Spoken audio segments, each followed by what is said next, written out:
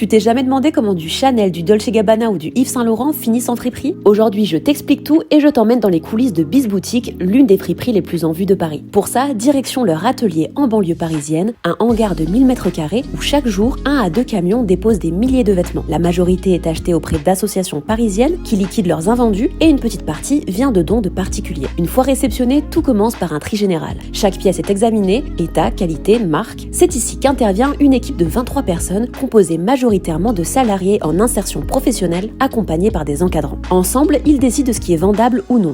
Résultat, seulement 1 vêtement sur 10 est conservé par BizBoutique. Le reste, soit environ 35 tonnes par mois, est redistribué gratuitement à des associations ou vendu à une entreprise normande spécialisée dans la revalorisation textile. Les vêtements sélectionnés passent ensuite à l'étiquetage, à la mise sur cintre et si besoin au repassage. Vient alors un second contrôle encore plus strict, les manches, les cols et les moindres défauts sont vérifiés et signalés par des gommettes oranges. Les encadrants procèdent enfin à un dernier contrôle, ils décident si un vêtement mérite une retouche, un lavage ou s'il peut être directement mis en vente. Ce sont aussi eux qui fixent les prix à l'aide d'une grille tarifaire précise. Au final, chaque jour, ce sont 10 000 vêtements qui passent entre les mains de l'équipe et 1200 pièces qui sont sélectionnées et dispatchées quotidiennement dans les 4 magasins BizBoutique à Paris. L'objectif, maintenir un équilibre parfait dans chaque magasin, un tiers de fast fashion, un tiers de moyenne gamme et un tiers de luxe. Bref, c'est comme ça que j'ai pu trouver ce manteau Yves Saint Laurent à petit prix dans l'une de leurs adresses.